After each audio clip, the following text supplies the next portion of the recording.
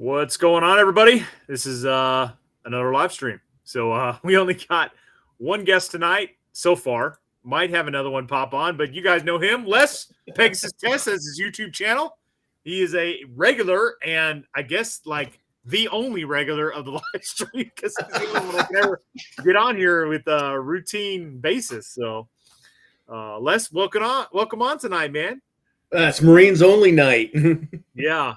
So I was on a live stream last night with Grunt Proof, and it was a pretty good topic. If you guys haven't gone over there and checked it out, but essentially he had four service people on there, guys that have been in and out, and then just like the topic of the hour was like, hey, would you still recommend for people to serve in current times? So again, it was an interesting conversation, and we discussed a lot. And if you guys haven't seen that one, I encourage you to go over there.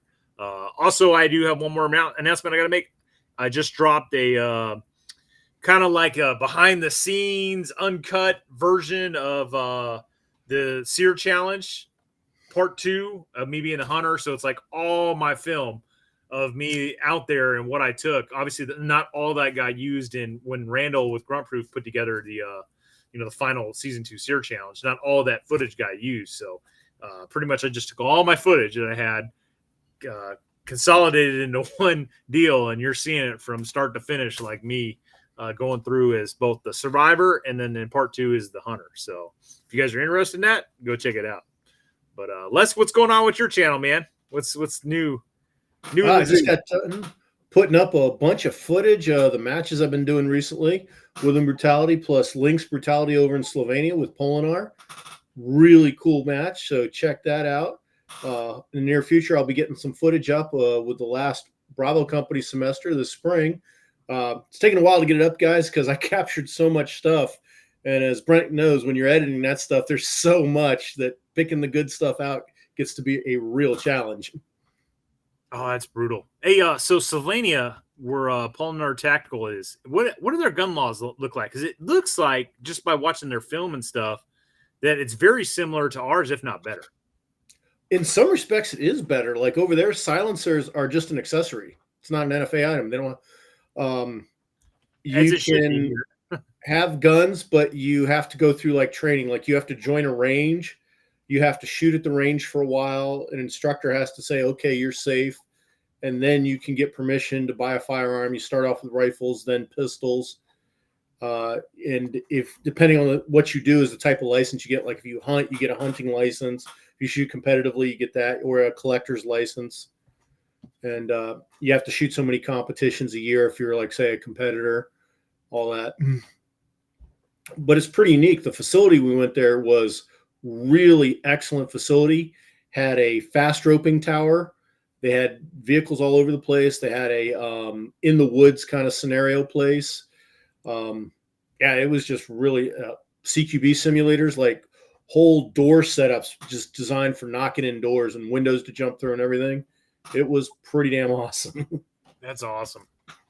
Yeah, so I blame Hollywood for America's laws against suppressors. I mean, because what you see in the movies is not even remotely close to what actual suppressors sound like. And, people just have, any gunners just have this view of suppressors as, like you could just go around and murder people at will and no one will hear a thing. And that's not even remotely what it's like. Oh, and yeah. If anything, it's a more of a safety device, right? Because it's like, it's really bringing down the decibels, but it's not, it sounds like essentially a 22 going off. I mean, technically, you should still be wearing ear protection if you're shooting like regular 5.56, even through a suppressor. And it's almost like in Slovenia there, it's almost a little on the rude side not to run a suppressor. Like more than any match I've ever been in the United States, there were people running them. Yeah. I want to bring this up real quick. I have a third guest. He's having some like visual audio issues, but he keeps popping in and out. I think he's trying to unfuck that. I hope he gets in here because I think he'll be an interesting guest. And I think he's got some interesting topics or at least background to speak about tonight. So I don't want to expose it yet because in case he can't make it in, but hopefully we can get to that. So, But man, I've been noticing you've been doing a lot of these like challenges, man. Whether it be like brutality matches and stuff like that. How did you get involved with, going over there and like Finland and stuff? Like, how the hell do you end up in Finland, doing gun matches? I did the first brutality match out in 2018, kind of on a whim. In-range TV had announced it, and I was like, "Oh wow, that's out in frickin' Arizona. There's no way I can do that." And then I realized, hey, this is just 1 week after SHOT Show. I'm going to be out there anyways. So I worked out the logistics of getting my firearms out there, and I was actually, because of SHOT Show, I was staying at Mandalay Bay just a few months after the horrible incident there, and I'm like, well, I'm not going to take any of my good shit because I'm going to lose it all. They're going to see me. It's going to be taken. I'm never going to see it again. So I made a Franken rifle out of spare parts and a polymer 80, figuring I'm never going to see these guns ever again. And I went, and nothing happened. And I went to the match and I did pretty good. And I went, wow, this is a real challenge based around real world scenarios. And it's designed to do with guns you'd actually use, not super duper race guns.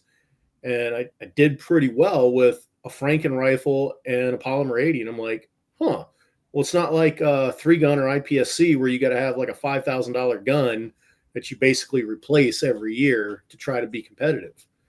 And I like the scenarios, and I like the fact that unlike USPSA, where like a stage is maybe 30 seconds, here you had stages at the first brutality match that were 3 minutes long, and you were really struggling to get it done in that amount of time. Yeah. So there's a lot of challenges. Like, for example, one of the hallmark things they do is this thing called the Kasarda drill, where you throw a kettlebell, and wherever the kettlebell lands, that's your next shooting position. And that's basically IMT. I'm up, they see me, I'm down. You get about 3 to 5 meters out of each throw. Plop down, get a few shots off. Once you get your hits, you do it again. And, there's a lot of military type things that you do in it that kind of appeal to my nature, I guess. Yeah, that's cool. I'm not a competitive shooter or anything like that. I've never done 3-gun, or I haven't done any of the brutality type stuff you've ever done. It looks a lot of fun. I'll just say from my like own personal bias, because I do have my own area to like go and shoot live fire and pretty much do whatever fuck training I want. Right. And plus I've done things like go out to Nevada and shoot with Dimitri out there and, a BLM land where you can just shoot for, as far as I can see. And man, the rangeisms, like running to a station and like they don't let you reload or load your magazine until you get to the station. Like that stuff just irks the fuck out of me, man.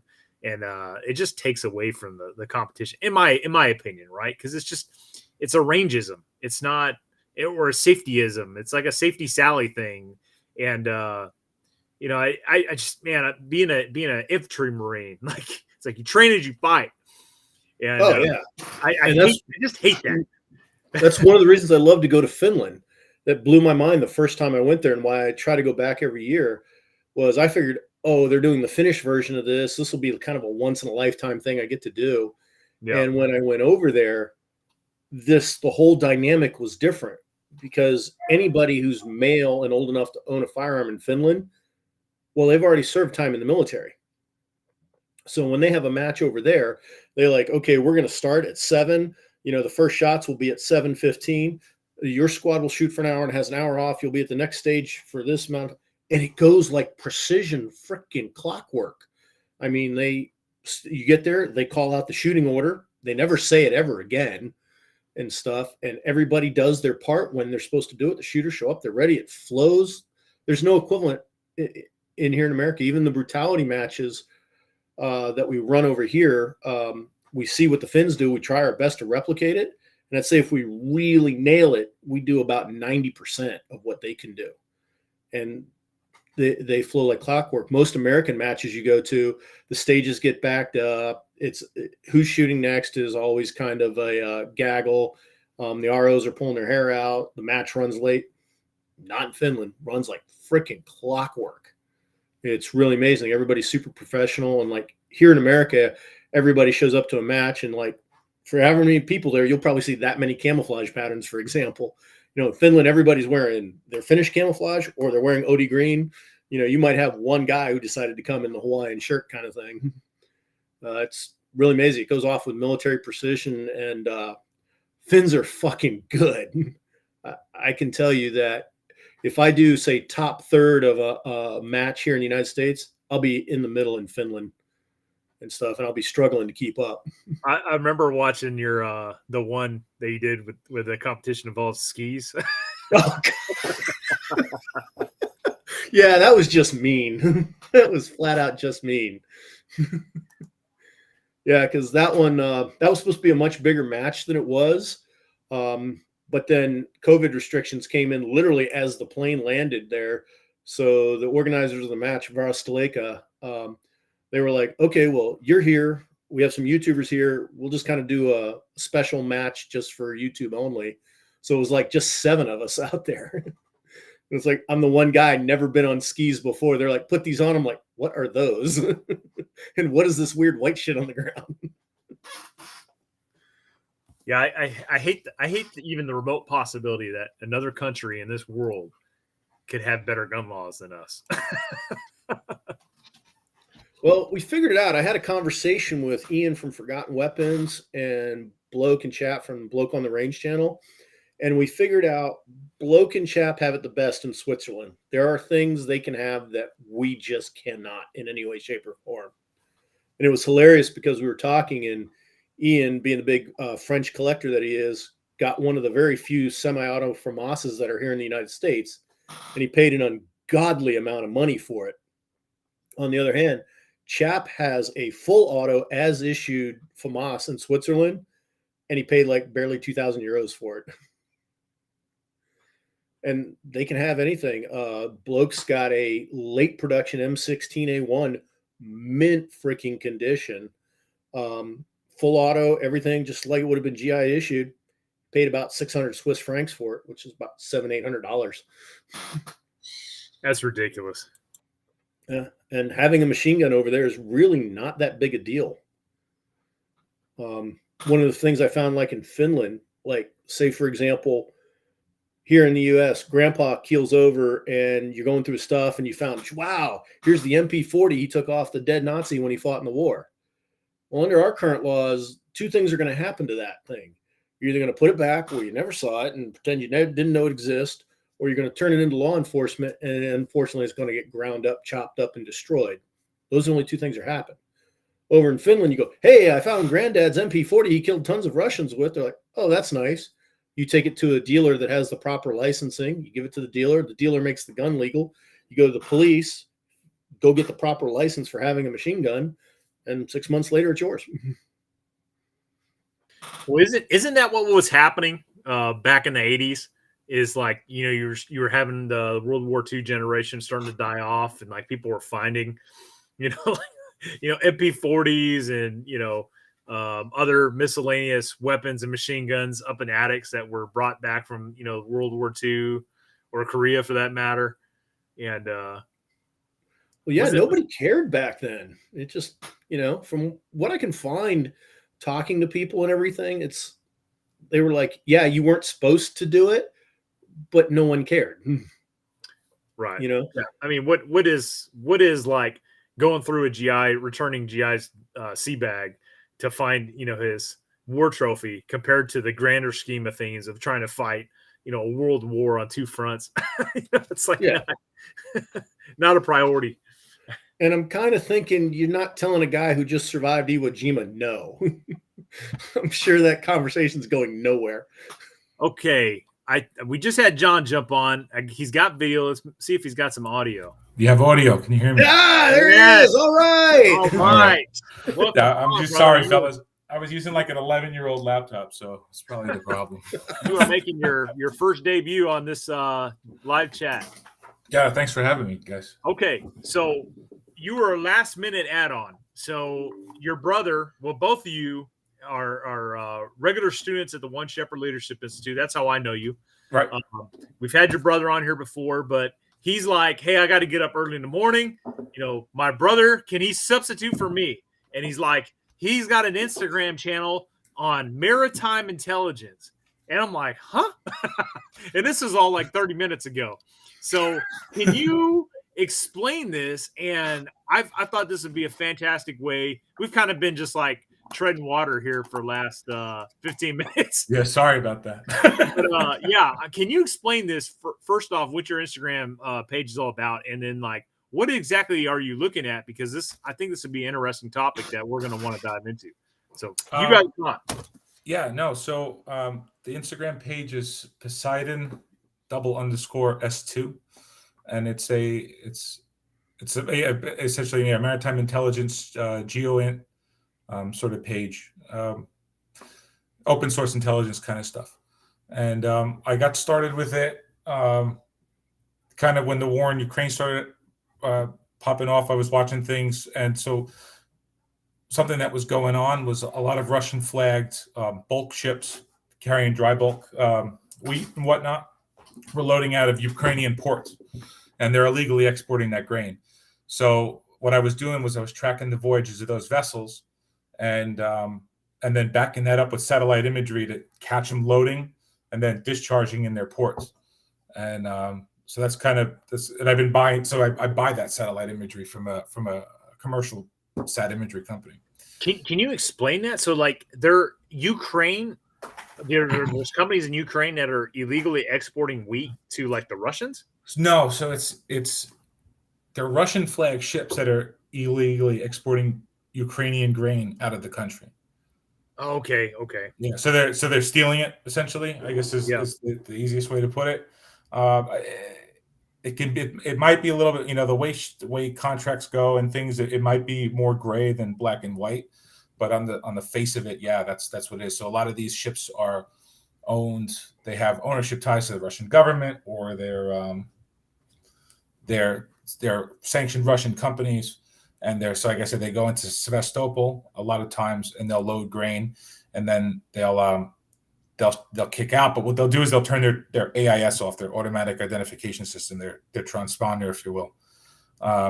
So they'll turn it off, they'll go dark, and then I'm kind of like tracking them, using a few tricks to kind of track them and find them. And what they'll do is they'll sporadically turn their AIS on.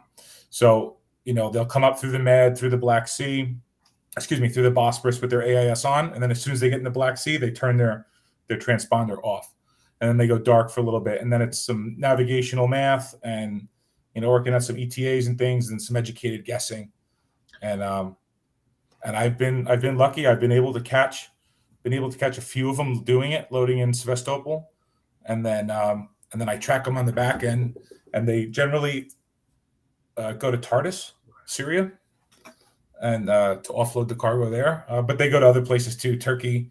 There's a ship that's been kind of doing this run, the Sevastopol Syria run, but now it's not doing that anymore. It's doing something else. So I'm watching it, but I'm reserving my comments because I don't know what it's doing.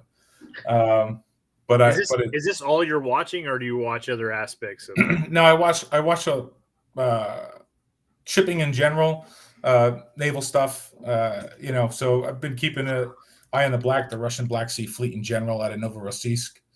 I've been tracking a couple other ships that run. They've been known to run military equipment for the Russian government, and their own. There, it's really interesting because the owning companies are actually the state-owned Russian arms export company.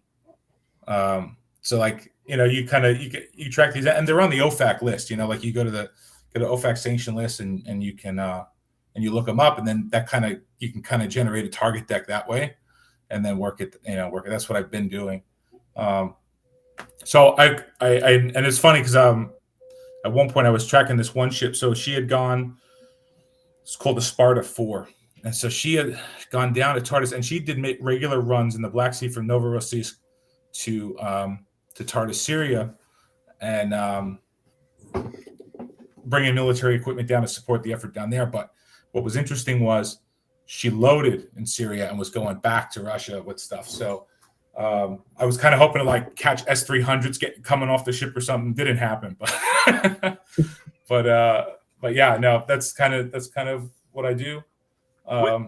What's your background? Because I know you have a significant background in maritime stuff. So can you just explain who you are, who's who in the zoo, and how do you know and speak with authority? Because obviously, just listening to you talk, you obviously know what you're talking about.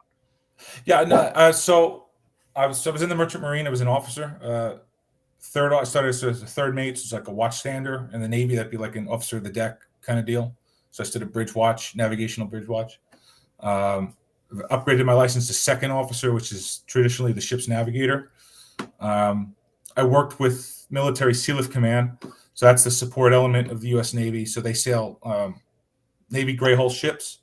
Brent, you've gotten underway, right? So when you do an underway replenishment and the ship comes alongside and they start slinging you gas and pallets of toilet paper and ice cream and bombs, that's us.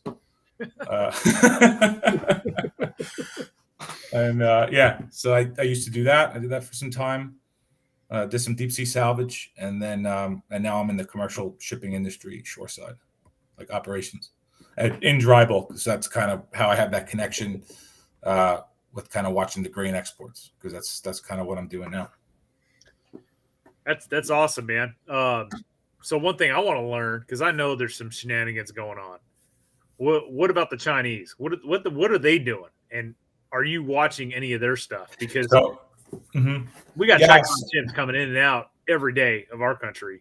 Yeah, no, exactly. I mean, it's interesting. I kind of have a theory about this with the Chinese. So I have been watching them. I haven't really posted on anything on what they're doing just yet. I've actually got some imagery from the Spratly Islands of like the build up, like the military presence there that I'm kind of working on and looking at. But something that I think is interesting is that, the Chinese Navy, for all their expansion, they're still kind of a regional player. They don't really project power the same way we do. I've heard that. Now, that said, they've got that base in Djibouti, and so they're starting, right? Like they're kind of starting to put their tentacles out there. But they're not. It's just not the same as us. They're just sort of a regional player, and so they kind of have. I don't know exactly if the Chinese Navy has that sea lift capacity built in like we do in the United States. And what I would say is, so there's the Chinese Naval Militia, which is like an augment to the Chinese Navy, but what it is they're civilian ships, trawlers, ro-ro, so roll-on, roll-off ships. So they get this kind of, they can get this sort of force projection capability that way by augmenting with their civilian fleet. So the trawlers are kind of interesting because they're civilian ships, they're fishing industry ships, but if a U.S. intelligence ship is in the area, well, they'll go out and harass it, right? Drop their nets in front of it, try to foul the props, this, that, and the other thing, or they could. They could be signals intelligence collections platforms. That's kind of common, like an intelligence trawler kind of deal. The Soviets did that too, to a degree. But I think the interesting thing is their roll-on, roll-off ferries. So they have these ocean-going ferries, and someone had pointed this out to me that they're the ramps on the ferry. So these ships, they'll come into the pier, stern in, and they'll drop a ramp, and then you can roll off. You can roll off your armored vehicles or whatever. But what's interesting is the ramps on a lot of the ships have been recently upgraded with hydraulic rams and beefed up essentially. And the theory for that is, well, I guess it's not really a theory. It's been seen, is that now they can launch, say, like their version of an Amtrak at sea. They don't have to go to a port. They can drop that ramp and then roll them right off the back. And so that's kind of interesting. I think for me, my tripwire, and I've said this in a few of the groups, my tripwire for anything that's going to happen on Taiwan is that they're going to need the ships to support that effort. So I think that you're going to see, like, I should start with saying that shipping, like tonnage, it's like a commodity to itself. So there's only so many ships of so many types that can do so many trades. So, and it's seasonal. So like some times of the year, the ships are all over here, the ships are all over there. So it's kind of like that. But what I think you're going to see is Chinese flag ships kind of start to dry up out of the market, and the rates are going to go up. And that could be the signal that they're consolidating their ships back home to get them prepped to go do something. And is the short answer, I guess. Yeah, I think we've talked at length on like the Taiwan China like scenario and everything, and yeah, I can't see a scenario where like we wouldn't be tipped off to a buildup, right? No, So, I don't think there's no sneaky. I don't really think there's a sneaky way to do it. You know what I mean? yeah, Unless these yeah, ships, you know what I mean? Unless it's already like lying wait, like you're going to see it coming. And the big thing is, I think you're going to see the civilian ships kind of get called home, and they're going to have to load them up. You know, right. and there's ways to load ships. You know, smartly, right? Do it at night. You wait for, I guess you know when the satellites are going to pass over. I guess I don't know. You know, there's ways to do it, but it can only be so secret, I think. Well, I mean, you look at the Ukraine invasion. I mean, our intelligence agencies for weeks were like, they're coming. They're coming.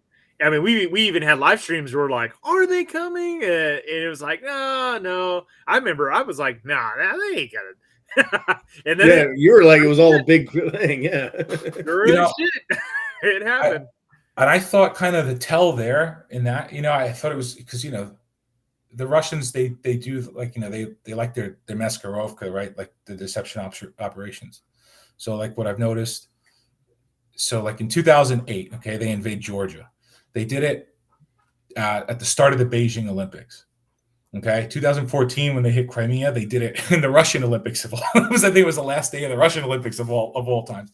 And then this most recent invasion of Ukraine, they did it during the Olympics as well. So I kind of like, and I was thinking when this was going on, I was like, would they do that a third time? And they did. You know, so there's sort of that kind of element in play. Just sort of anecdotally, I noticed. What were you gonna say, Les? I was gonna say, like, he's right about the massing of shipping, because COSCO, China Ocean Shipping Lines and stuff, they're all over the world and stuff. So yeah, if everything started collecting in the ports in China, it would be nice. And a Ro-Ro ship holds so many vehicles. Just the buildup of rolling stock to go on there, you know, we're going to catch it, because no matter how fast you load, you're not going to get that thing completely loaded in one satellite pass. Nobody's that good. No, and you're going to see them building up in the port. You know, you're going to see all these armored vehicles just sitting there. You know, I think a sneaky way they'll be able to do it. It's going to be like what the Russians do. Like, oh, it's a drill, it's an exercise, you know, and then it pops off, kind of a deal. You know, sort of like what we've been seeing. So where the jets come in and they invade the airspace, and they'll just keep doing it, and then, you know, I guess maybe they're hoping for it's just another drill, and then right. Not. And they've had like, just like you just said, they've had some like blockades, right? You know, like practice blockades of Taiwan. And then, you know, like when Nancy Pelosi was going to go over there, you know, they set up these like notional, or not notional, they're actually doing it. They're setting up these blockade training exercises. And then it's like, they're conditioning us to, you know, oh, it's just drill, or it'll simmer down. They're not actually going to, you know, go the distance. So yeah, I also saw an interesting kind of like an infographic the other day, or I guess it was a couple weeks ago, and I remember seeing this on like a Russian like arms exporter YouTube page. It was back in 2009, and it's called the Club K missile system. And what it is basically an anti-shipping cruise missile that launches out of a shipping container. These were featured, I think, in the most recent Call of Duty, actually, but but they've been around for a while. The concept's been around for a while, but I think that's super interesting, because that kind of gives you this persistent. I mean, you think of all the things you can do with a container launched cruise missile, right? Especially because it really doesn't look much different from your standard shipping container. So you could put these on ships and put them in ports, you know, behind the lines, and kick it off. It's like a first strike weapon in a lot of ways, and also it gives you that capability to maybe put, you know, on these islands that the Chinese are building up, you can put these containers in there. They don't look like anything. Oh, it's a weather. Yeah, this is just a weather station on an island that we have. Okay, but actually, there's a whole battery of these cruise missiles inside these shipping containers. And, you know, they take out the fleet while it's passing or something like that, you know? So that's a fantastic point you're making. I mean, think about modern era, like an era of satellites and surveillance aircraft and drones and just sophisticated radars, it's almost impossible to, move anywhere stealthily. But, people probably aren't thinking about like just hiding in plain sight, right? Yeah. You take a boat that looks like a freaking commercial boat. There's thousands of them out on the water, but in reality, this is just a Trojan horse. It's outfitted with, like you said, cruise missiles or anti-ship missiles. And here we go. We got stealth freaking Chinese what look like commercial vessels behind our lines, launching anti-ship missiles at us. Sorry, it's the angry sheepdog. Yeah, no, you're exactly right. You're exactly right. It's a force multiplier and a standby. Well, yeah, to pick up where John's leaving off, I mean, that is a very real scenario because the Chinese are the ones with all the hulls. If there's anybody that can afford to take hits in their merchant fleet, it's going to be the Chinese. They have the most hulls right now, and to pull few off market and just say, hey, go loiter here as sacrificial lambs, they can afford to do that. Yeah, I'm sorry, I had to jump there for a second, but yeah, I think with this container launch missile systems, they're persistent, they're force multiplier, and then they kind of just stretch out your forces because now you're looking at containers, and you're trying to find shipping containers, and it's like you talk about like Gulf War I, sending the Scud hunters out in the desert, try to find these things, and the task that was. Now you're doing essentially the same thing, but it's shipping containers. You can put them anywhere. You could put them, they could be sitting in a parking lot outside of a major city. They don't even need to be on a ship, Right. And I just want to address this comment real quick. Yeah, that might be true. We can launch, anti-ship missiles at, flag Chinese vessels. But, if you think about what we're talking about, we're not going to start just randomly targeting, Chinese merchant ships, right? Rules of engagement. The U.S. tries to fight the clean war as best as possible. They're not just going to start blowing up every single Chinese vessel, merchant ship on the water. It's just, they're going to have some sort of identification like, hey, this is an enemy combatant. Yeah, no, I don't know that. Yeah, I don't know that we would do that. Yeah, that would make for a very interesting rules of engagement, because if you think about it, China does go after Taiwan. One of the ways we really could hurt the Chinese is you start sinking that Costco ship that's off the coast of Morocco, or the one that's north of Scotland, a place where they can't project their naval power to protect it. So that'd be a very effective tactic. I don't think we'd have the political will to do it, though. I don't even think you wouldn't even need to attack them. You would just seize the ship. Yeah, that works too. You just arrest the ship. Now you've got the ship and the cargo and the crew, and and that's not to say that doesn't happen. We kind of see this tit for tat stuff with Iran. So taking oil tankers, and like not the one that was this week where they fired on this oil tanker, but a couple months ago they had taken an oil tanker that had a cargo on board that was bound for Texas, was coming to the United States, and they seized it. But that was in response to another ship that the United States had arrested, and that ship was engaged in illegal ship-to-ship transfers of crude to, I want to say it was North Korea, but I could be wrong. But that was their response to that. So there's this also sort of like, there's more you could, in response to shipping, you have more options than just kinetic ones. But then again, historically speaking, merchant shipping has been attacked, both world wars. So, and the tanker. And you make a good point about seizing the ships, because in the First World War, one of the British responses to the U-boat war was to just seize ships. They would just take them over, or literally walk into the shipping line and just buy the ship and sail it away. Yeah, exactly. I could see in a conflict with China, peer to peer, just massive exclusion zones being established, and it being known like, hey, do not fucking enter this area. And after that, if you do so,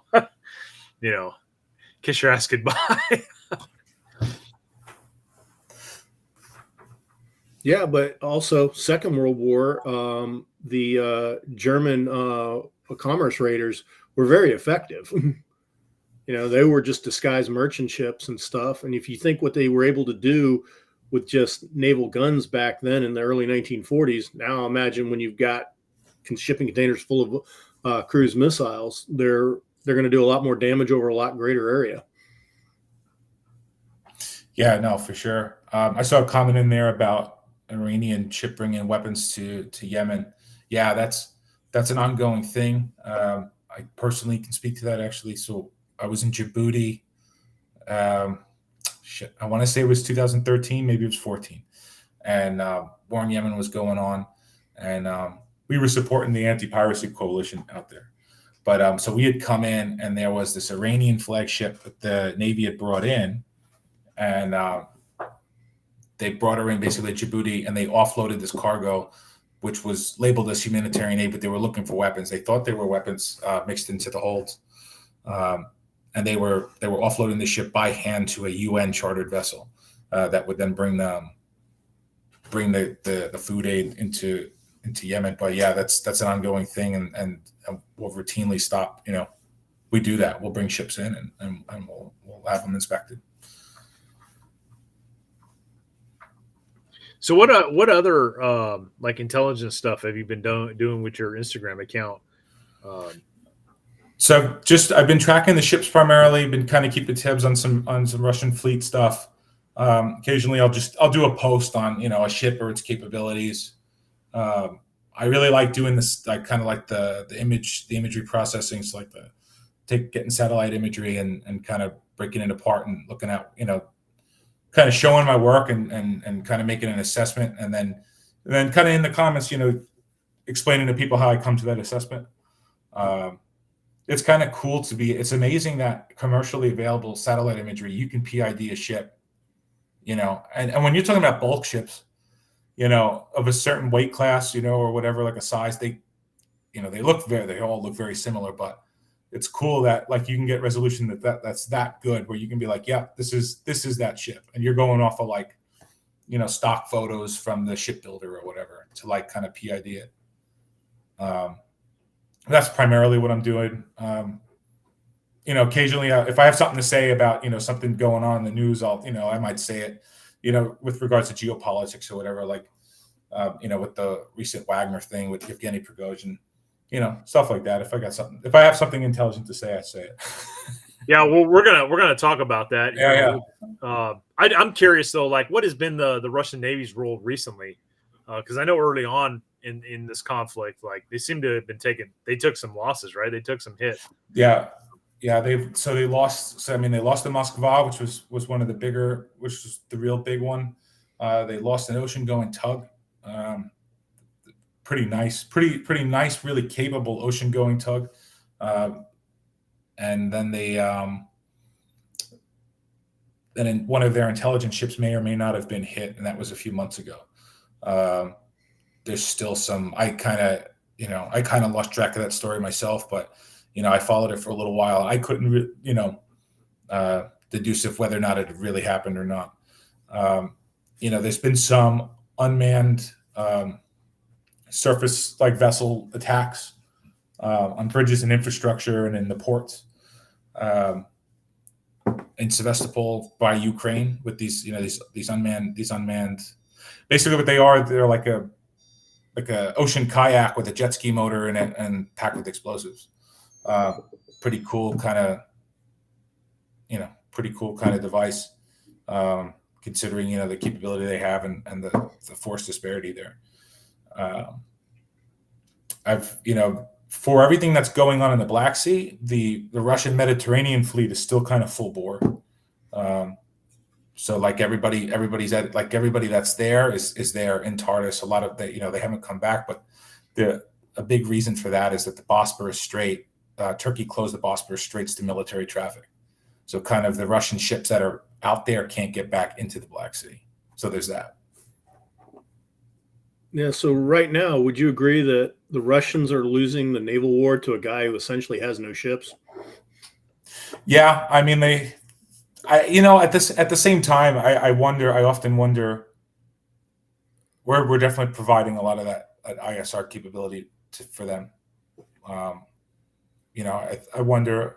I read some things. I heard some rumors that when the Moskva got hit, there was a PA Poseidon orbiting overhead, right when that happened. So and it seems like whenever one of these big kind of naval engagements happens, there's always some sort of ISR asset that's hanging out.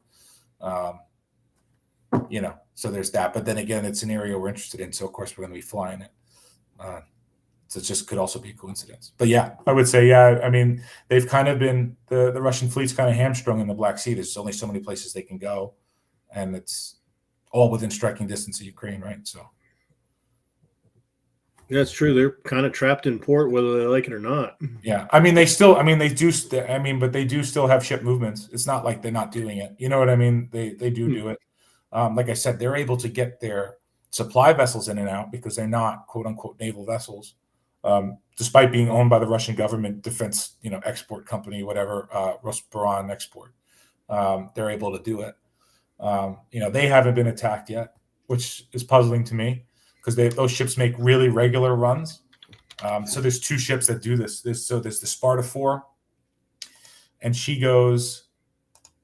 Oh, it just reminded me of something. So the Sparta 4. So she'll make these runs, and she resupplies Novorossiysk. And then there's another ship called the Phzma, Phzma, I think is it spelled.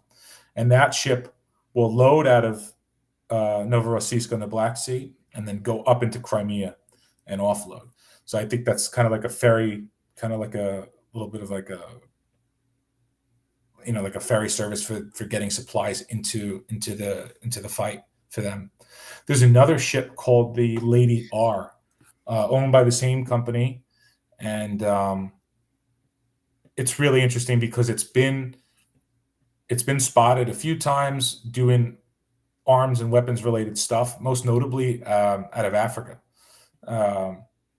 But I've been watching it. So she's been kind of on a long haul now, and she's in the Far East. She's been bouncing around. She's off the coast of China, and her AIS comes in and out. So I can only track her so much, and I haven't been able to catch her at the pier loading or anything. So, but this is a long game kind of deal. I've been watching it probably for the last. Is this just your hobby? You just enjoy tracking these I would, Brent, if you know someone who would pay me to do this, I think the CIA, would probably do that, but I'm sure they got somebody doing the same thing. They probably have a CIA analyst that's just following you on Instagram and just taking your stuff, cutting, just stealing my shit. Sir, that would be the government way. Yeah, I don't know. But yeah, no, it is kind of funny because I've had moments where it'll be like 3 a.m. I'll wake my wife up and I'm like, "Oh, look what I found," and she's just like, "What's the matter with you?"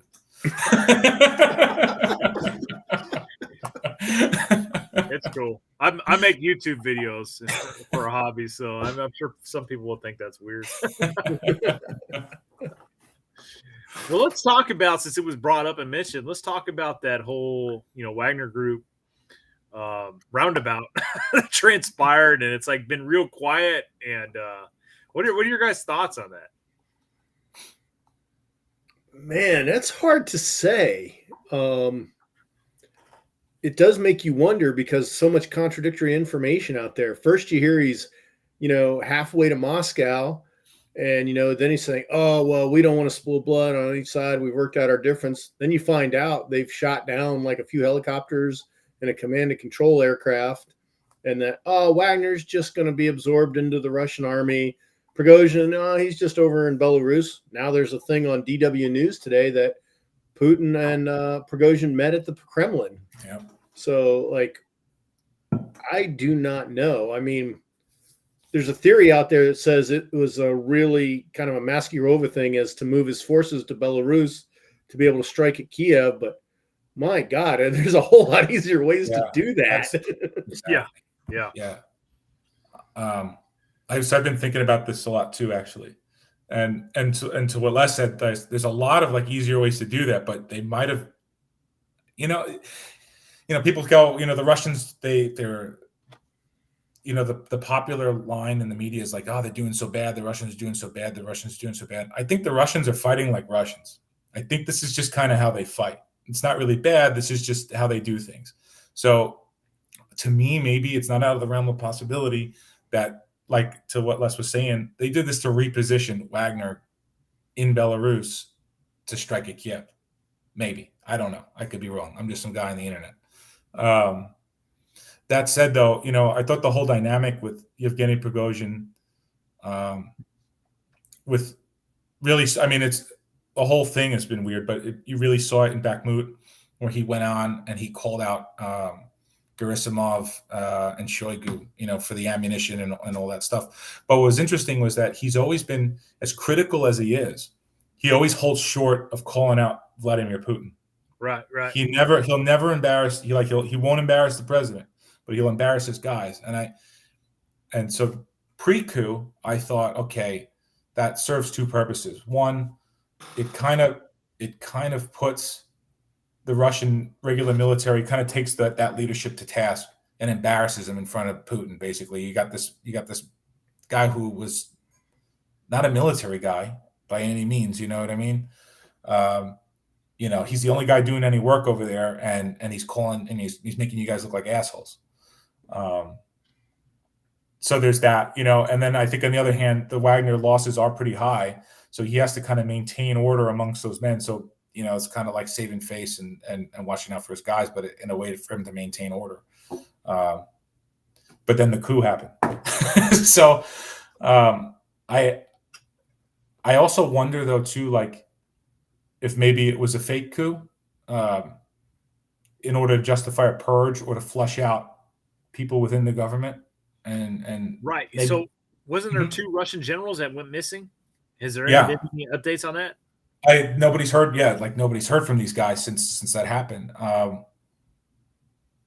What I will say is what it reminds me of, like now, like framing it in that kind of frame, it sort of reminds me of, I want to say 2016, 2017, can't remember, the coup in Turkey, which having the time to look back on it, a lot of people think that was a staged coup by Erdogan to see like who he had, which kind of like rustle out whatever snakes he had in his government and lock them up and consolidate power. Because it's interesting. It's just interesting because Wagner, they haven't been, to my knowledge, haven't been folded into the regular military yet. They have all those Africa operations going on that make them a ton of money. And then you've got all these armed guys now allegedly going to Belarus. There was one other thing. Anyway, it'll come to me.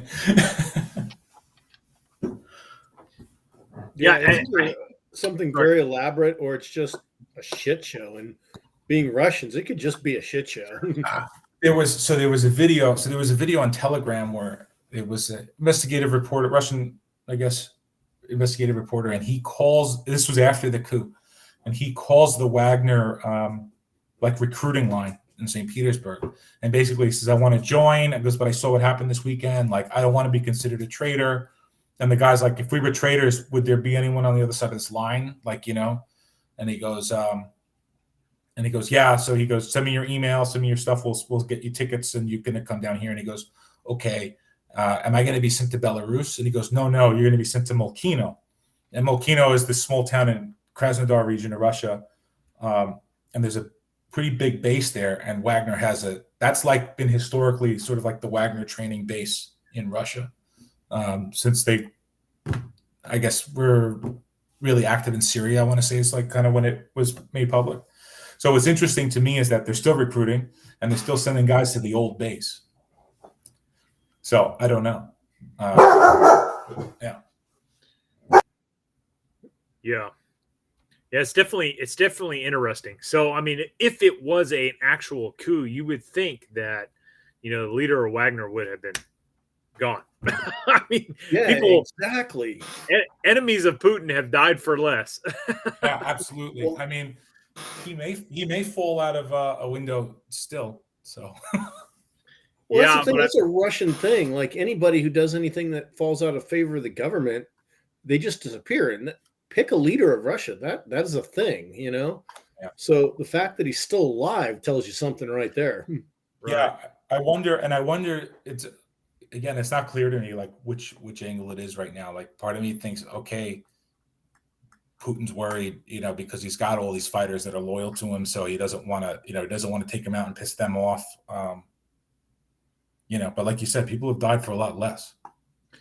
Well, and again, like what you were saying earlier, I mean, he never called out Putin, right? He was always like, "Hey, these generals that are prosecuting this war are fucking my guys and getting us killed and not giving us the ammunition and the supplies we need to, execute this war properly." And then his push was to take over this military headquarters. Everybody said that they were pushing to Moscow, but they didn't. Yeah. Western media was the ones that was saying that, and they didn't do that. So I mean, in all reality, though, like I don't know how long he could have sustained something either, right? Like I think if push came to shove, they could. I think the Russians would have crushed them if they really want. That's the other thing too. Like they could have been. It wasn't like he showed up with 20,000 guys. It was like 2,500 guys. Yeah, it was a lot less than his full capability. Right, exactly. So like they could have been crushed, but so I squint at it, it's like, okay, were they deliberately like, did they deliberately do like a minimum of force? You know what I mean? To, like I said, like maybe it was all orchestrated. I don't know. Right. Like you would think that if this big like Wagner pull out on the lines and we're reoriented and pushing into Russia, like you'd think that would open up a big gap in the lines in Ukraine where the Ukrainians could exploit that, and that really didn't happen, at least to my knowledge. Like in the middle of this offensive, it kind of didn't, Brent, because from what I understand, Wagner as a whole had pulled back. They were still somewhere in Ukraine in the regions there that are controlled, but they were pulled back from the Bakhmut front. So they were out of the line. And it kind of shows because in the current offensive, the last I saw, the Ukrainians had pushed about 7-8 kilometers deep into Bakhmut, north and south of it, which is what that took frickin' the Russians a year to do. So yeah, I think their loss is being felt.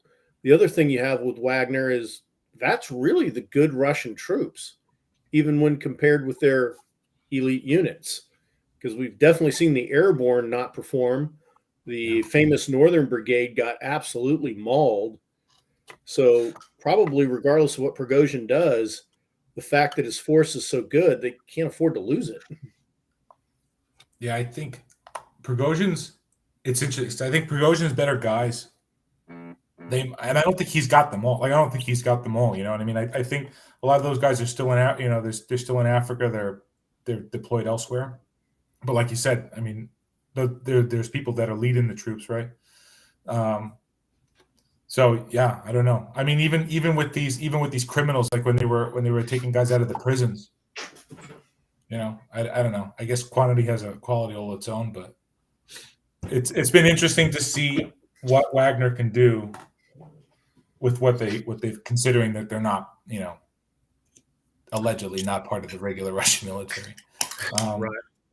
Yeah. I want to highlight this comment because this is interesting, and it kind of ties in with something I saw earlier today. But he says, rumor has it Ukraine has nothing left in the tank as far as manpower, and that makes sense. I mean, Ukraine is a significantly smaller country than Russia, right? Yeah, he's not. No, he's not wrong. That's not an incorrect statement at all. Right, and then I also saw that President Biden fucking said that we're running out of munitions to offer them. I mean, I don't know why he would come out and say such a thing. It sounds kind of counterproductive, right? Forecasting the enemy that we're not going to be able to provide more munitions to the people we're supporting. But yeah, he came out and said that recently. It's like, hey, we're running out of all the stuff that we can give you. It's Biden. So Lord only knows what the hell he meant. And two, that could be simple deception, because that could be like, oh, they got nothing left. Now's the time to get ready to go, and then find out, oh yeah, there's all kinds of shit left. Although it's been obvious, we have been neglecting our defense for quite some time, depending on what part of the military-industrial complex you want to believe. Did we miss a modernization cycle? Did we not? How low did we let our reserves go because we focused on the GWAT for so long? We weren't really worried about artillery or long range things like that. I mean, we've definitely neglected the fleet. So it's kind of an interesting thing. And, what can you make of it? And at the same token, what can the Russians make out of that statement from a babbling old man? I don't know. That just doesn't make any sense to me. There's nothing to gain from that, right? So, like, you would think that if you wanted to bring the Russians to the negotiation table, you would say, "Oh, we got endless amounts of weapons and armament to give to Ukraine, to bring them to the negotiation table." Same with the manpower.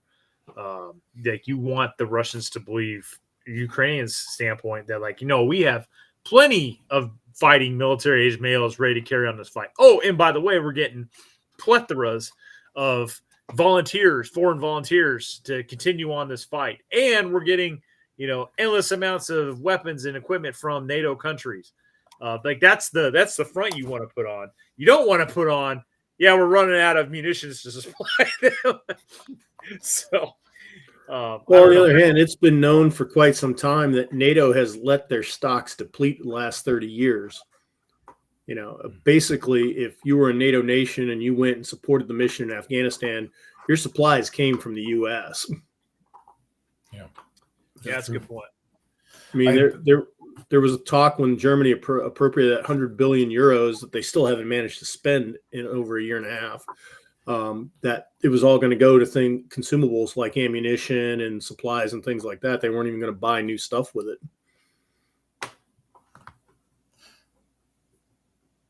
Yeah, there's a comment in here about Russian manpower. I was listening to another kind of like geopolitical podcast kind of thing, and they were talking about what the Russians need to consider like a loss or even consider withdrawing, and I want to say it was in the neighborhood of like 500,000 losses. They would need 500,000 before they'd even consider like, all right, we're done. According to their game plan, I guess. But at the same time, Biden says what Biden says, right? He says all kinds of goofy stuff. But we are giving them is like force multiplier type items, whereas the Russians throw bodies at it. So we give them, they're getting the tech to make up for it. I mean, you think about what one F-16 can do if they get an F-16 when they get them, I guess, because it sounds like they're getting them. Yeah, it seems to be moving that way. The thing is, like the cluster bomb thing that's all in the news and everything, it indicates one thing, that we're giving them cluster bombs. They're going on the offensive. Because that's designed to kill people in great big bleeding batches, and you're not trying to be subtle about it. And, defensive stuff, you're going to have more precision. You're going to want more precision fire. So this definitely indicates that the Ukrainian army is expected to go on the offense. And technically they are right now, although I would say what we're seeing right now is more shaping operations than a real general offensive. Well, that's interesting. If these are shipping operations, what is the main push going to look like? Cut off Crimea and take it. Yeah. Where is it? Where are those forces staged at? Well, they're north and south of Bakhmut, and then they're also moving on this place called Tokmak, which was about halfway between Bakhmut and Crimea, and then they're pushing on Kherson pretty heavily. So it definitely makes sense that they're trying to cut that southern quarter off. They've already hit the bridge again, leading over from Kerch. So it looks like they're trying to isolate and then cut off Crimea. Yeah, it's gonna get interesting for sure. Yeah. So I think it's astonishing though. Like we saw some video of fucked up Bradleys, right? And Leopard tanks, and just like reading some comments, like people had this perception that like I don't know. It seems like these people had perception that like this stuff couldn't be destroyed. Like we're giving this stuff to them, and it's can't be harmed or something. You're like, what do you expect when you have a peer fight? Like, yeah, these Bradleys are fantastic. These modern main battle tanks by NATO countries are fantastic, but they're not impervious to weaponry. Like they're gonna take losses. They're having actual battles, armored battles.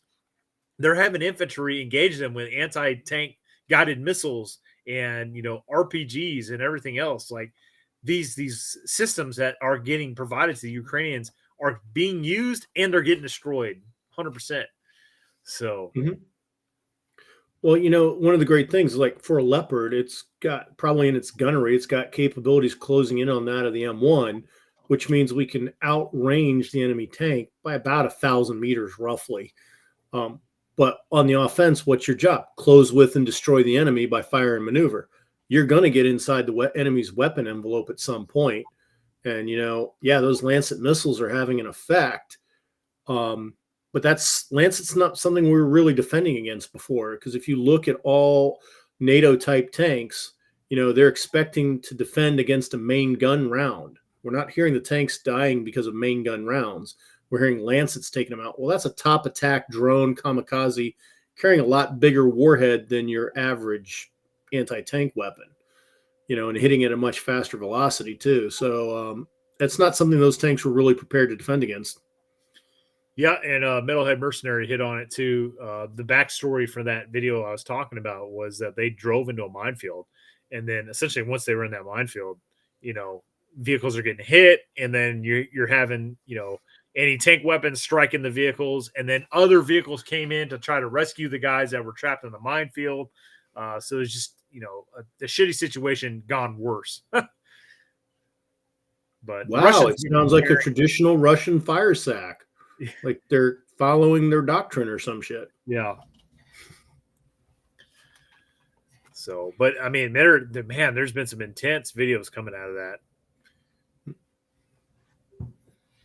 So, if anything, I mean, it's been I hate to use the word fantastic, because obviously it's at the expense of human life, but just people are seeing what a peer-to-peer threat war is looking like, and they're seeing the use of technologies and countermeasures, and just the I mean, for all that's made of drone warfare and all this other stuff, like what are you seeing the most of coming out of there? Fucking infantry and armored warfare taking place, like something you would think you'd see out of the 1980s.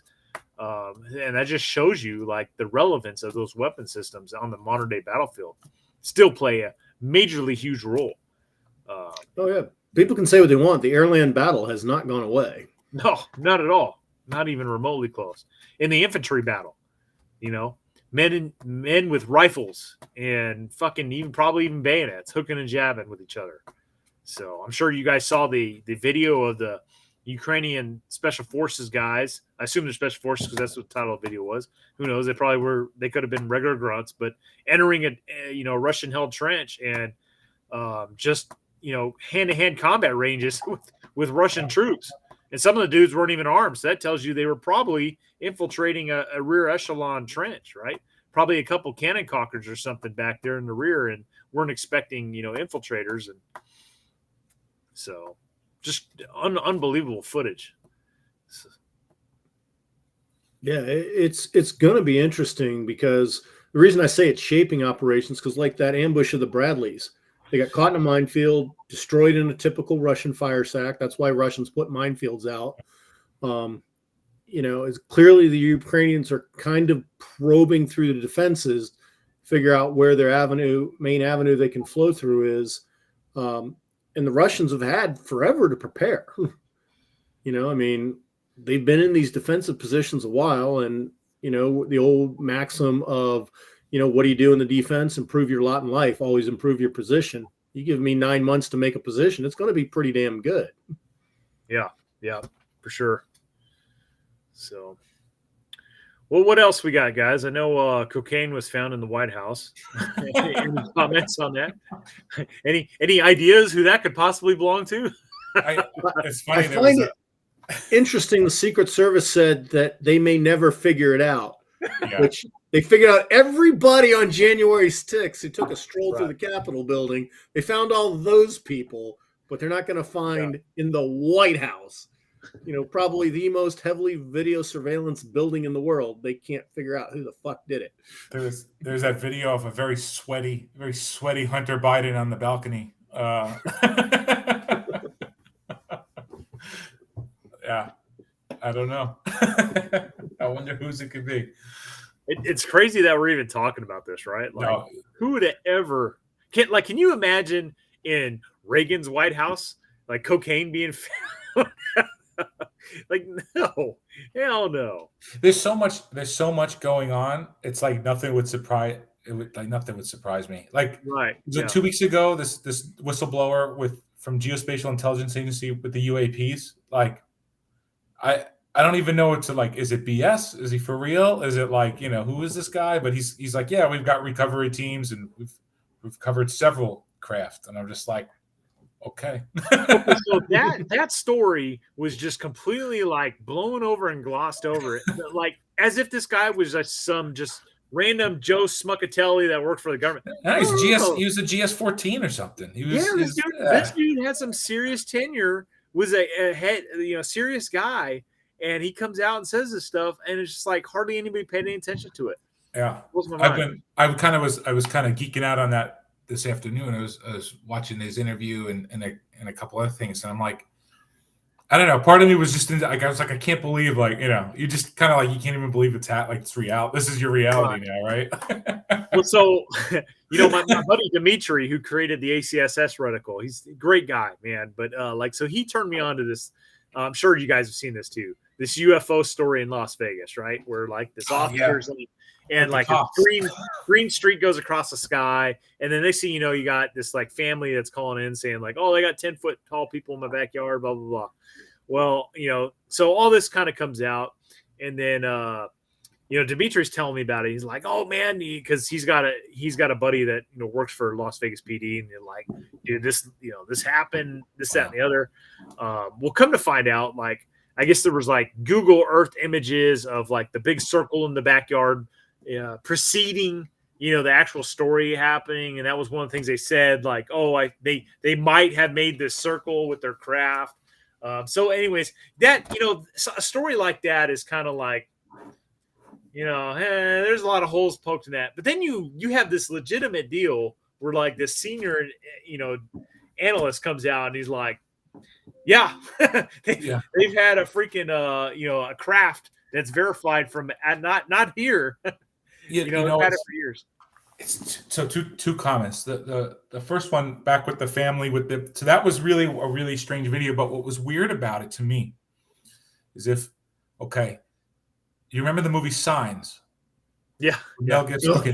There's a scene in that movie, right, where they're down in maybe Mexico or something, and there's like a quinceañera going on, and it's like the same sort of video where they see this alien in the backyard, and that's like how they show the alien on TV for the first time.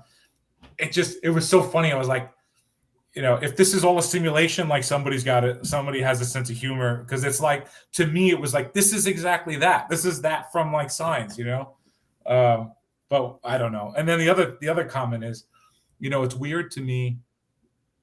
You guys military guys, so then like if there's an operation going on or whatever, you only know what you need to know. So if the government's coming out and telling you something, you got to ask, why are they telling me this? Because they wouldn't otherwise. You know what I mean? Yeah. So we had this conversation. I can't remember if it was last stream or the one before it. So Les is not on board with the UFO stuff, and I will concede that the stealth fighter, the F-117, was like designed in the like 60s or 70s, right? So if you had seen an F-117 fly over, back then, you would have been like, holy shit, that's a UFO. I mean, you look at a B-2 Spirit at the right angle. It looks like a flying. So I mean, I've seen them, and at the right angle flying, and at the right angle, they look like they look like flying saucers. Well, yeah, 100%. So If you I'm just going to be so damn disappointed if the aliens show up and it ain't Battle LA. So, I mean, come on. If the aliens are going to show up, you think it's just going to be one dude? Come on. Yeah, no, I don't know. I think, I mean, it's obviously it's likely top cover for something they're rolling out. well, there's one thing that's a for sure, right? Whatever technology they're working on is far more advanced than what we know as common knowledge today, right? Like, again, the F-117, the B-2, like those were designed and conceived like in the 60s and 70s, right? Aircraft did not look like that back then. So any normal person that would have saw those flying in the air at that time would have been like, that's a fucking alien spaceship if I've ever seen one, right? So who knows where they're at, down in the tunnels working on stuff in terms of technology. Yeah, for sure. All right, but we didn't solve the the cocaine incident at the White House. It could have belonged to a member of the Secret Service, for all we know. Well, let's be honest. We got to go straight to conspiracy theory, guys, because we're never gonna know whose it was, even though they knew about 5 seconds after it happened. As soon as they called in the DC Fire Department thinking it was anthrax, they go, "No, it's cocaine." And somebody's going, "Oh, fuck." They're watching the video going, "God damn it, I told that asshole." It's funny. The Biden administration press secretary went out and she's like, no members of the Biden family were there, in this span of time. And that was completely debunked. They were there. Specifically a certain individual. Yeah. Who will remain nameless. I've read a few Sherlock Holmes novels, and the guy with the history of cocaine use, who's had motive, who knows he won't get in trouble for using it. No chance it's his. Are you talking about the gentleman that was in the Navy and got admin set from the Navy for cocaine use? Is that who you're talking about? Yeah, that's the guy. How many guys doing a cocaine rap, in the naval brig and go, I'm taking admin SEPA. Or just think about it. Everything that happens to Hunter. How many rap stars are sitting behind jail going, what the fuck? Getting busted with a gun and some blow. That's like half the freaking hip hop community right there. Yeah. What else we got? We got any updates on the stabilizing brace stuff? That seemed to be going radio silent. Anybody got anything? Was there a memo that was really, I saw it, I didn't dive into it, but something about maybe 80% lowers and pistol frames? Oh yeah, the whole thing where like they couldn't sell the buy build shoot kits, that's been reversed. Really?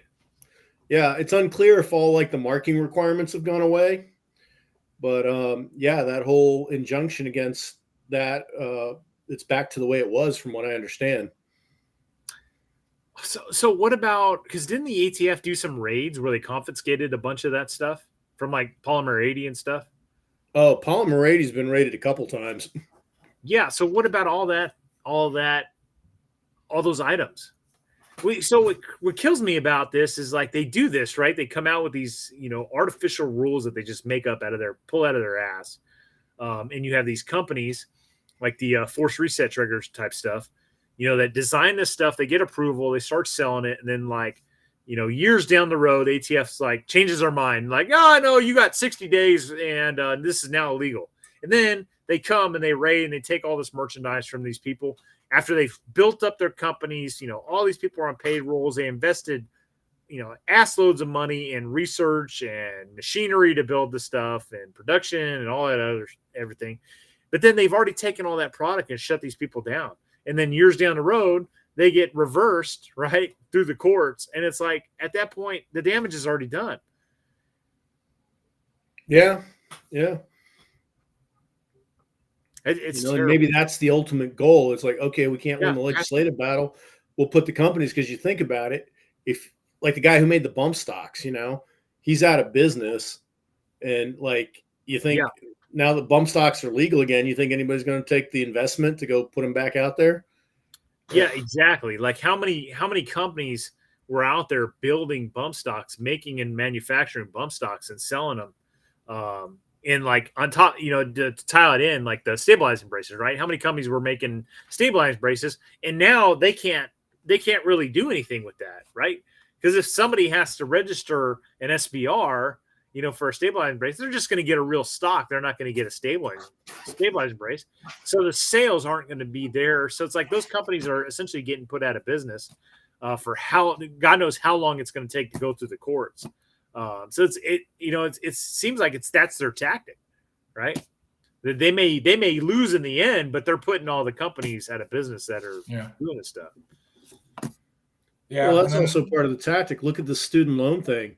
They knew they never had the authority, but people went a couple of years without having to pay their loans. Now they've got to pay them back, and they're going, "Damn Republicans!" They knew they weren't going to get away with it, but it's an effective tactic because think about it: if you don't pay a bill for 2 years, you're going to forget about it. You're not going to start budging for it after a while. Appreciate you, brother. I think too, and I'm sure it's been said, but I think the tactic there too with the braces and everything is just to create as much noise and confusion as possible to the point where you're like, you don't know what to do. You know what I mean? And I guess they hope that that's a deterrence in and of itself, that people just won't buy these things or whatever. Just for that alone, because the ambiguity around it. Am I in the law? Am I within the law? Am I without? Am I outside of it? If I get pulled over, is the cop going to be cool? Is he going to try to jam me up? I don't know. That's all part of it. It all plays part of it, right? Yeah, I mean that's a good thing because if you go by the estimate, there's like 10 and 12 million of these arm braces out there. Out of 10 or 12 million people, there's a significant people bought that, probably haven't shot it that much, haven't been paying attention, and don't realize they have something illegal right now. Yeah. But they ain't going to get off the hook when something gets them in trouble. Yeah, no. I also wonder too, like a lot of states with AWBs, like if the local cop, like your local cops, are they enforcing it, or do they just use it to jam you up if you're doing something else stupid, and then it's like, all right, well, it depends on the officer. Yeah. Right. So, and honestly, even, and I know people aren't going to want to hear this, but like even the ATF, I don't believe the ATF's going to, they're absolutely not going to be going door to door, picking up stabilizing braces. Right. But, if they hem up somebody, they're absolutely going to use that as one of the charges that they stack against them for XYZ reasons. So, yeah, it's like, I don't know if the ATF raided a weapons trafficker's house, right, and they found several stabilizing braces on weapons in that house, they're going to use that as part of their charge. Oh yeah, for sure. Right. They're going to use the 922R compliance, bullshit as part of their charges. Right. They're going to get as much as they possibly can. They're going to lump it into so that when the prosecutor drops it on their lap, all of his charges are stacked up, Oh yeah. It's like when you hear they arrested the guy and he had 13 felonies. Yeah, he lied on all the questions on the 4473. That's all that is. I always laugh when I see the news and they're like, law enforcement found, a suspect with a weapons cache and he had 100 rounds of ammunition. That's like, well, yeah, anybody on this stream, if they only had 100 rounds of ammunition, would have a panic. Yeah. I had a chuckle too. So when they arrested that kid, that Air Force kid that was leaking shit on was it 4chan? No, Discord. They said the feds found an arsenal of weapons or whatever. But when they pulled the rifles out of the closet, you could see they were airsoft guns. They had the yellow tip still on, on the muzzles. So when that story dropped, CNN had a picture, right? And you could clearly see that like the end caps were like orange or Yeah, painted over orange. They were airsoft guns. It's just like it's and it sucks because because like your average suburban mom is going to see that shit Right. and they don't like they're not paying attention. They're just like, oh, I gotta get these guns off the street. It's just like. Yeah. Well, the first thing, Air Force, so he probably thought he had an arsenal anyways. Well, I was laughing.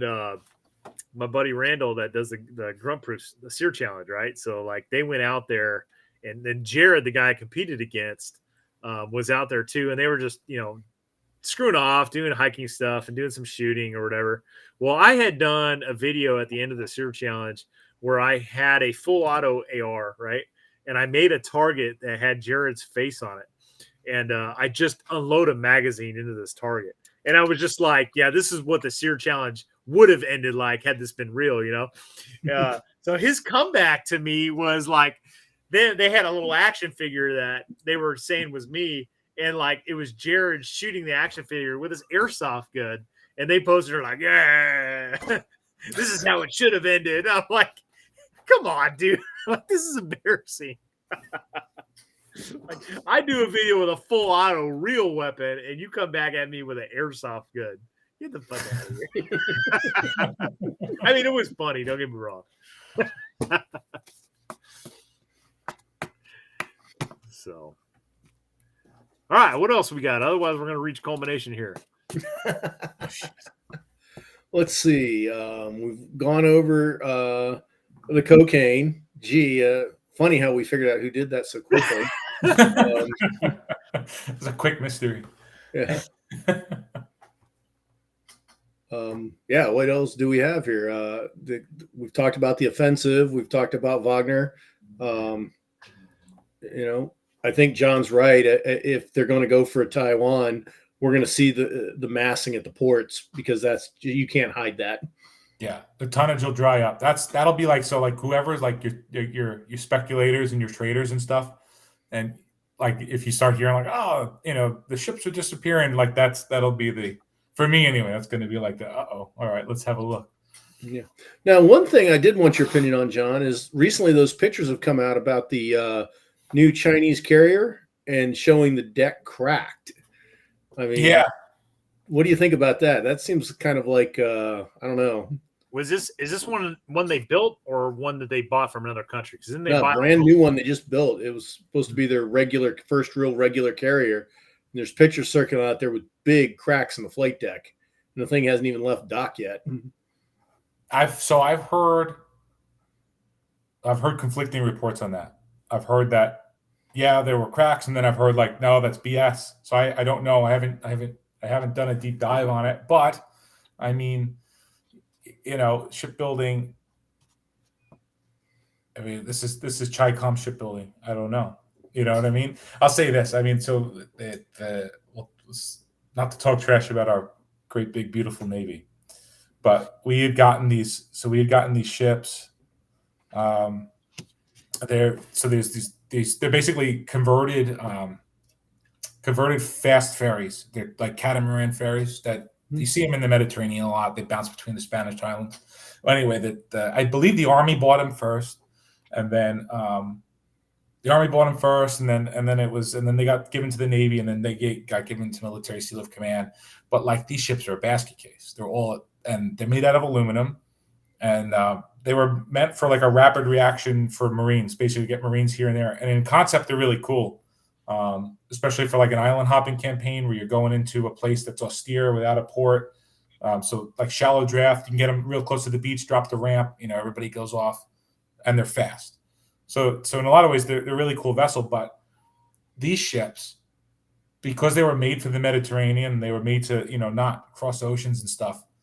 The Navy was beating the shit out of them, and they were getting stress fractures in the hull and stuff.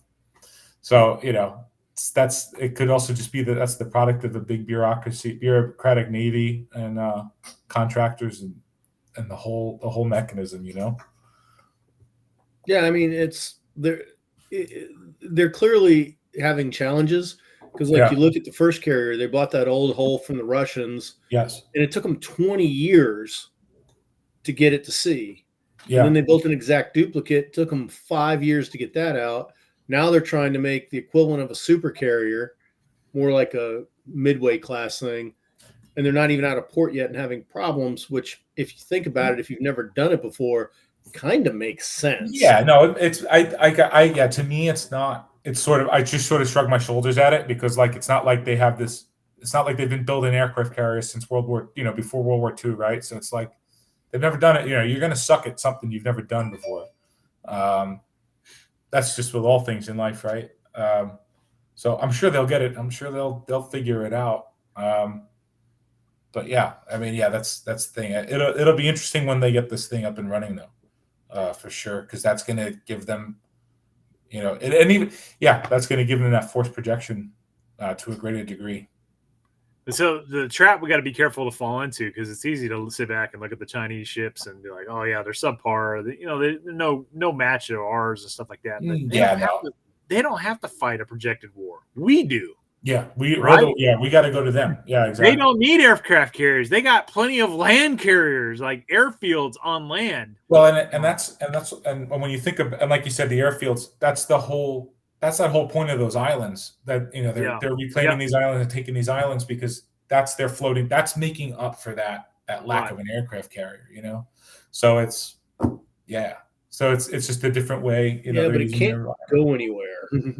No, that's true. They can't, and they're stationary, so they can be bombed. But if you have enough of those, those container cruise missiles or air defense systems, you just deny the whole area. I'm not trying to make them 10 feet tall. I'm just saying that's how they're going to have to play it.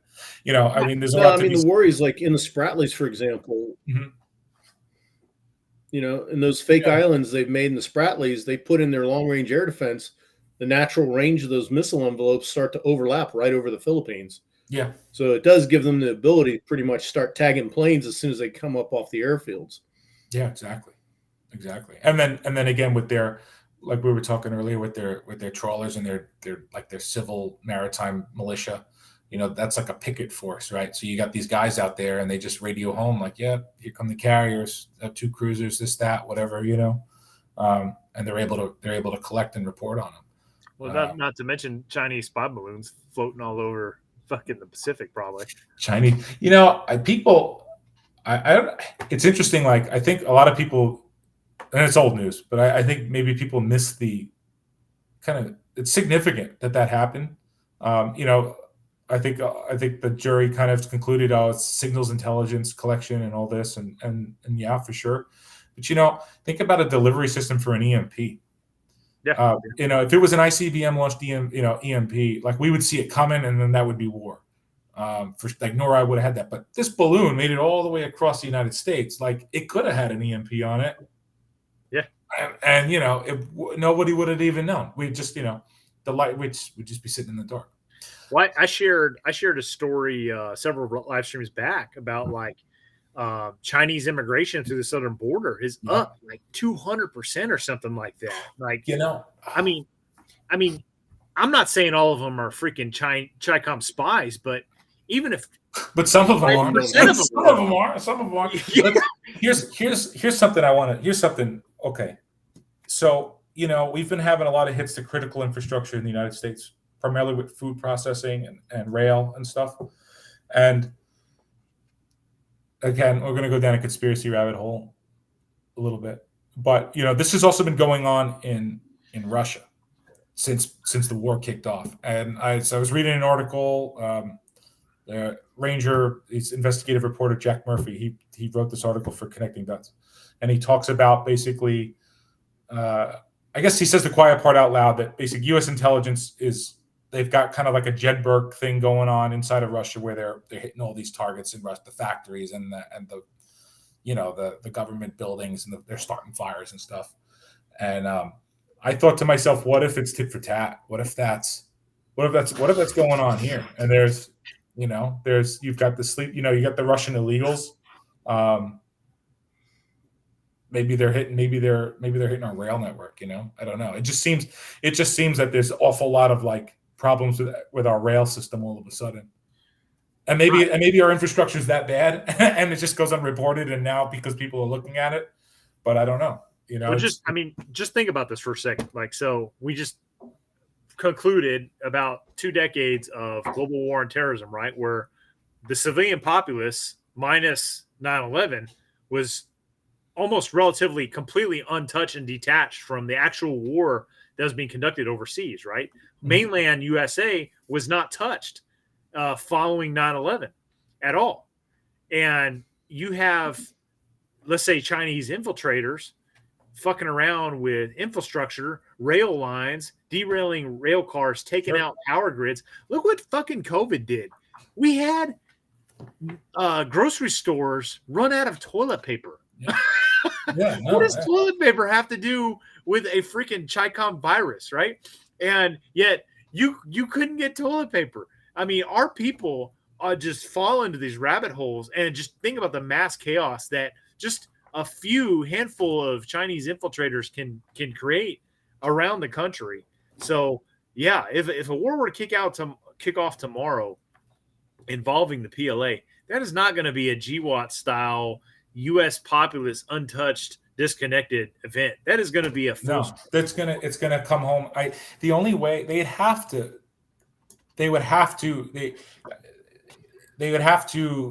do, like, create chaos in here in the States. They'd have to, you know what I mean? And the grid is, if you got you have our rail and our infrastructure there, but think about how fragile the grid is.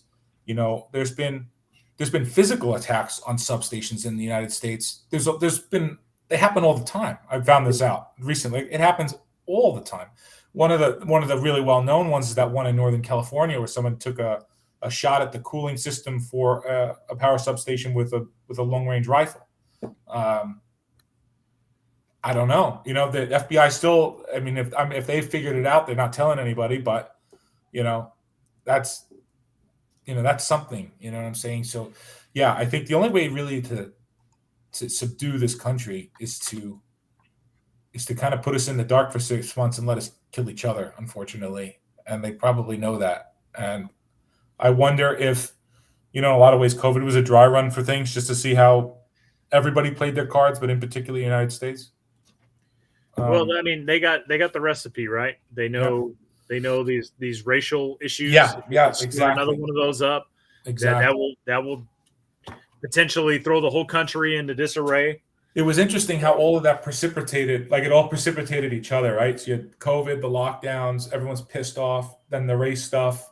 And then you have these troll factories pumping out misinformation, disinformation, and you can make this perfect storm where you just make a fake narrative, and then not to go on the complete tinfoil hat rant, but with AI now, you could, you see these goofy videos of the presidents playing video games together, and if you just close your eyes for a second, it does sound like them, so you can do anything, we're getting to that point. I mean, I saw fake BDAs out of Ukraine, but it was all AI generated stuff. And so it looked like these MRAPs had been all like this column of MRAPs got hit or whatever. But if you look closely at it, you could tell that it was AI generated. The wheels were wrong. Like, it's kind of interesting. Like it's not there yet, but again, to your average person looking at the news for with an attention span of 5 seconds, that's not really interested in this sort of thing. You see that, and that creates a narrative in that person's mind. So. All right, guys. Well, one of the dangers for the Chinese opening a front here is going to be the fact. Look at World War II. Japanese bomb Pearl Harbor. We start putting all Asian people in camps and everything. If you attack us over here hard enough to really hurt and cause hate and discontent, it's going to not end well for you on the other side. Look how we treated Japan versus how we treated Germany. You better win one if you come do that. It's just how we are as a people.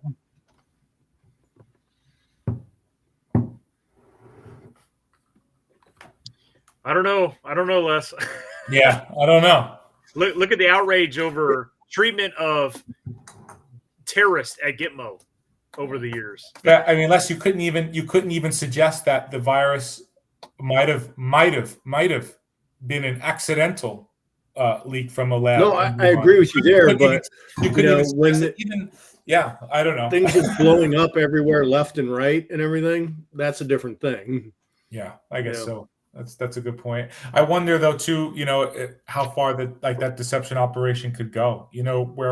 Where China's able to do it through a proxy, through 3 ways through a proxy, so it doesn't even look like it doesn't even have Chinese fingerprints on it.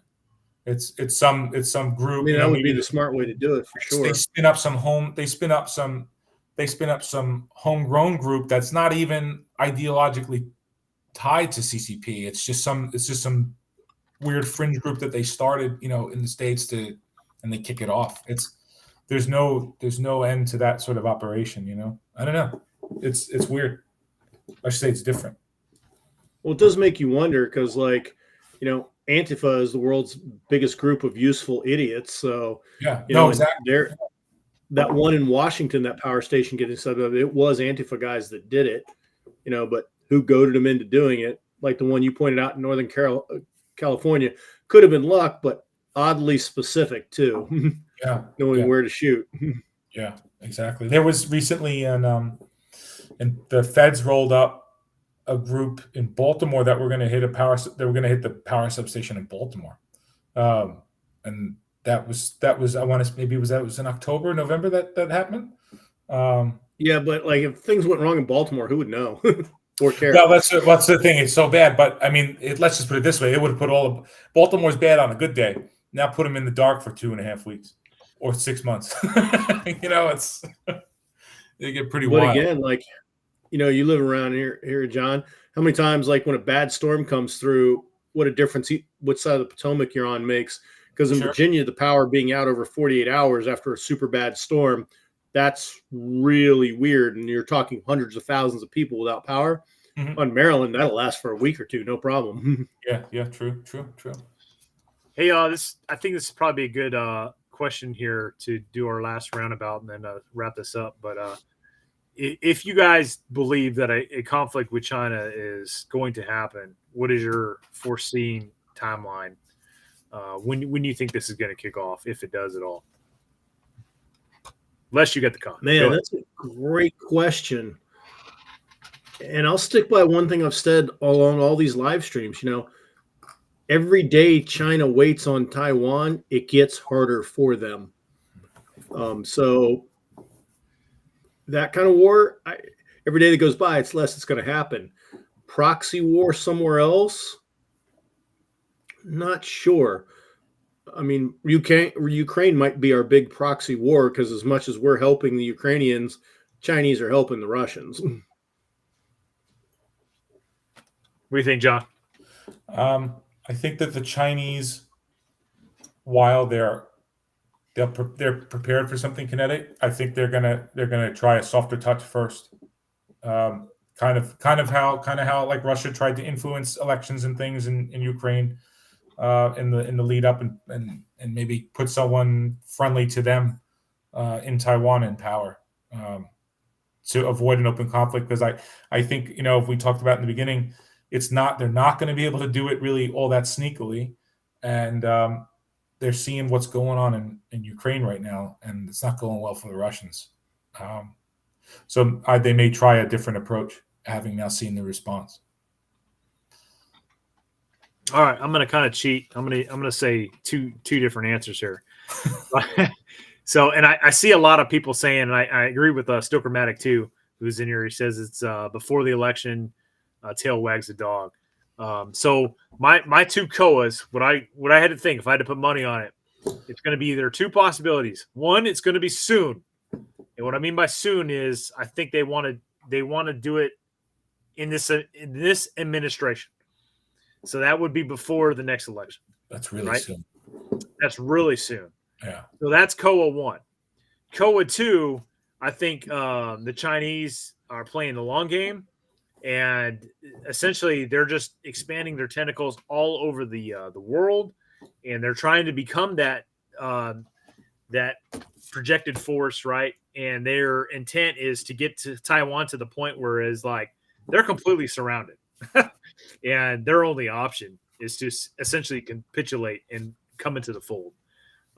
So if I had to take a guess, I don't know. I kind of lean more towards Koa 2. But I will say that they've been very aggressive, and if they are going to make a move, it's going to be sooner than later. So, yeah, they kind of have to. They're kind of on a sliding scale of when they're going to be able to. They're going to pass a point of no return where they won't ever be able to do it. And again, I keep circling back to Russia, but just to kind of echo, just to echo that book and that point. A lot of geopolitical strategists said that this war between Russia and Ukraine was always going to happen, and it kind of had to happen now because of just their economy and the amount of men that they had in the country and things like that. This was like the only way this is the only time they could do it if they were going to make a move. Right. And I think Xi and Putin are very similar, right? Like they want to do this while they are in power because they want to be the one that says, look what I've done. This is going to be my footnote in history. Like for Putin, it's, hey, I expanded Russia. We repatriated our lands that were stolen by the Ukrainians and our historical, because he wrote like a manifesto that pretty much stated like those areas that they annexed were Russian, right? Yeah. I believe, correct me if I'm wrong, but I believe he did something like that. So like that's his thing. He wants to be able to say like, I am the guy that did this. I'm the guy that brought this land back into the Russian fold, right? And I believe the Chinese leader is the same boat, right? He wants to be the guy that says, no, I brought Hong Kong, I brought Taiwan, I reestablished the great Chinese empire to what it is supposed to be, right? To its rightful position in the world, on the world stage. And these are aging men. So I think it's going to happen on his watch, if it's going to happen at all. Yeah, and the timeline also is there. When I keep saying that, like every day gets harder for him for Taiwan, you have South Korea right now building their own aircraft carrier, and it's like a conventional aircraft carrier, and they're also building the planes to go on it. The Japanese are already having helicopter destroyers that carry a lot of F-35s. What do you guys make of? Oh, sorry, go ahead, Les. No, I'm just saying that like the naval powers are building up. The Australians are getting nuclear submarines. So it's not just us. It's the people that would ally with us. And just like the Chinese are having trouble integrating the carriers and developing, they have the assets, the ability to use them is not there yet. The Koreans, the Japanese, the Australians are also going to go through their learning curve too, because the Australians don't know how to use nuclear subs. The Koreans have never had aircraft carriers. Now they got a great uncle that'll give them a lot of pointers, but they're still going to have a learning curve too. So you're right. It is a race against time, Brent.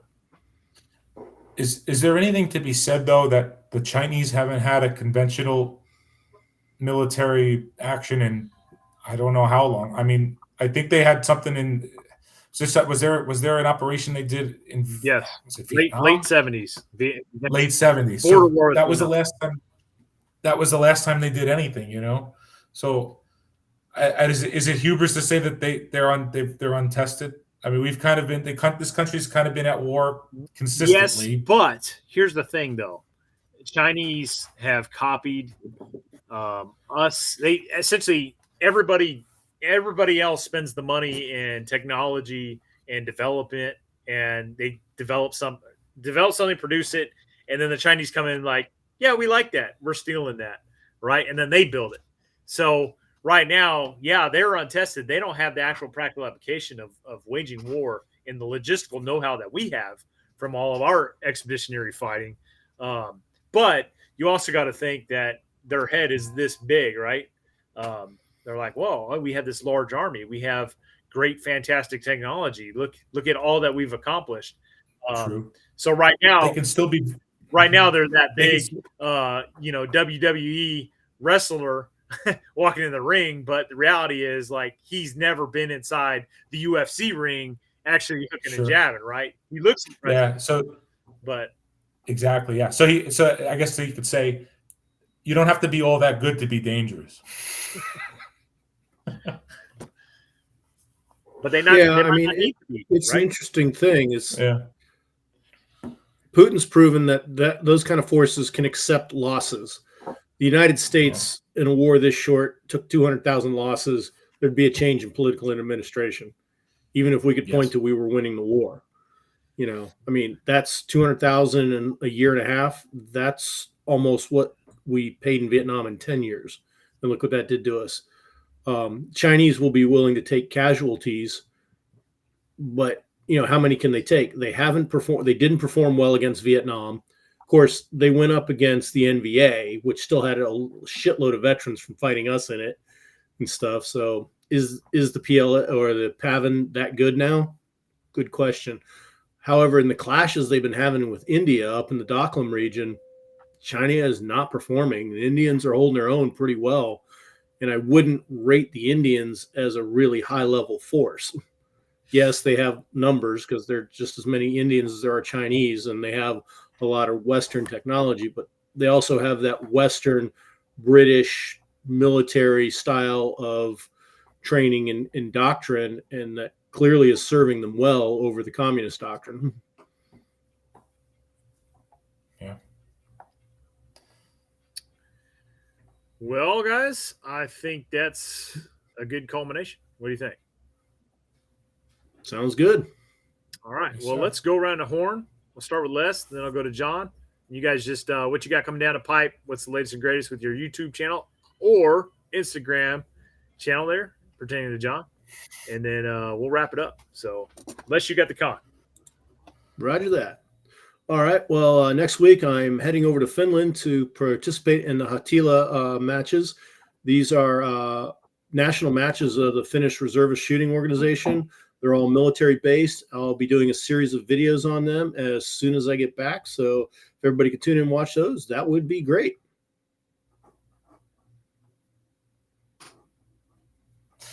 Let's see. I got some training coming up. Going to be doing a squad RTO course and a civilian signals intelligence course with Atropos concepts, and that's coming up in August. So looking forward to that. Hopefully get a one Shepherd semester in this fall. And check me out on Poseidon __S2. Maybe have something coming out here in the near term. All right. Well, I want to send a special thanks to both my guests tonight, particularly John. He popped his Brent 031 live chat freaking cherry tonight. So thanks for jumping on, brother. But thanks for having me. Yeah, man, absolutely, it's great. So I got a few things coming down the pipe, guys. I got a Steyr. It's never been a rifle that I really thought I was going to get, but Dimitri talked me into getting one. And I've never been a big bullpup guy, although there are some obvious advantages to a bullpup. So I do have a video coming out soon talking about bullpups and essentially, are they for you? Okay. So that will be one that's coming out soon. And then I've got some other stuff coming out. But I just want you guys to know that if I go radio silent for a while, it's just part of life, guys. YouTube is a secondary hobby for me. It is not it is by no means a primary source of income or anything like that. So it's just, I make videos when I can make them, and I edit them when I can edit them. So there's no rhyme or reason to when my videos drop. It's just whenever they're ready, they come out. So again, check out, if you haven't seen it, I got the raw footage from when I was a hunter during this Grunt Proof Seer Challenge. I just dropped that today. And if you want a freaking hour to kill, some of you spent 2 hours listening to us bump our gums. There's an hour-long video of me running my mouth during the Seer Challenge. So any save rounds from anybody? Yeah. Somebody pointed out I made a sweet $10 tonight on the live stream. I'll have Don't spend it all in one place, Brent. I know, right? I'll have you all know that this live streaming service actually costs money, so I do have to renew that every year. So those what whatever they call them, super chats or whatever, are appreciated. So, all right, guys. You guys have a good night. Thanks for joining us tonight, and we'll see you on the next one.